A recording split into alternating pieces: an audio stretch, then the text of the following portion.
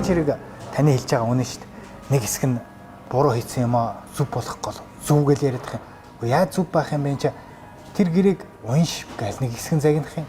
Тэр уншсан уншаагүй 10 жил өнгөрцөн амлсан бүх юм зөрчсөн чи одоо уншсан уншаагүй худлаа гэдэг нь тогтоочлоо. Одоо тэрэн дээр алтаар битсэн байлаа гэж худлаа болох нь тодорхой болчихлоо шүү дээ. Ойлгомжтой имийг ойлгомжтойгоор шууд дүгнчиж болдгоо юм уу? Хооноо энд нөхөн согтуу хүн говьж штэ.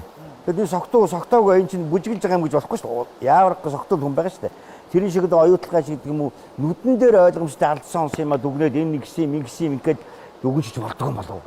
Аливаа ямиг яаж тайлбарлаж болдог ийм цаг үе бид нэр амьдарч байна л да. Яг мэдээж тэр оюутлагаа гэдэг маань өөрөө бүтээн байгуулалт утгаараа энэ чинь агуу том төсөл шүү дээ. Тэрний хөрөнгө оруулалтын гэрээ буюу хоёр талын нэг нь Монгол улсыг ард түмнийг төлөөлж байгаа засгийн газар тэр баялагын эзэн. Нөгөө талд нь тэр төслийг хэрэгжүүлж үр ашгийг хуваалцах байгаа тал хоёрын хоорондох зохицуулт өөрөө шудраг болсон нөгөө л энэ чи ямар ч тэнэг хүний нүдээр хараад ойлгомжтой л байгаа шүү дээ. Засгийн газар гэдэг маань та жишээ нь одоо энэ компани байгууллагад ажиллаж байхад татвар авах хэрэгтэй угаасаа төр гэдэг тийм эрхтэй субъект байдаг тийм. Татвар авна, заавал урхаас роялти авна. Эсвэл төр хэрвээ хувьцаа эзэмшиж бол хувьцаа эзэмшигч хөрөнгө оруулагч. Тэгэхээр манай ах чинь энэ оюутлага төсөл төр хоёулаа холилдсон байгаа шүү дээ. Тэ? Эрдэнэс Монгол энэ төргээд нэг ярихдаггүй боловч тэгмүүд нөгөө шэр холтрын үед асуудал сөхөх гэхээр л үгүй наад авч байгаа татвараа харалтаа, ажиллаж байгаа хүмүүсээ харалтаа гэдэг. Ингээд энэ хоёр статусын дандаа холдог байхгүй. Мэдээж хэрэг тэр үл нөгөө гэрээг хэрэгжүүлж байгаа менежмент хийж байгаа талын хатуу байр суурь гэдэг өөрөө хөрөнгө оруулагч нартай чухал. Хөрөнгө оруулагч адилхан хувьцаа эзэмшигч болж тоглоно гэдэг чинь өөрөө буруу л байхгүй.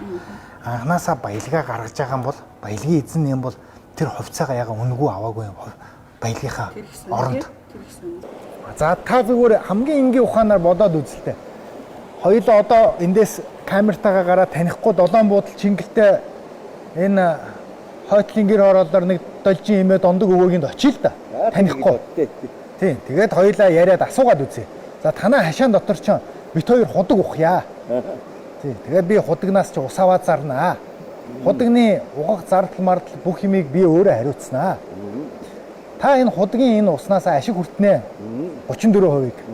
Гэхдээ 34% хүртэхдээ надад мөнгөөр худалдаж авч иж хүртэн шүү. Дээрээс нь миний энэ ажиллаж байгаа хугацаанд та надад өрөнд орж байна. Хүүний. За ийм гэрээ хоёулаа зүгээр ямар ч 8 хийдгүй энэ 7 буудлын должин имээ дондог өвөөдөр очиод санал болгоё. Хоёулаа айгүй тархи хагцах хөлөө шүү. Одоо Монгол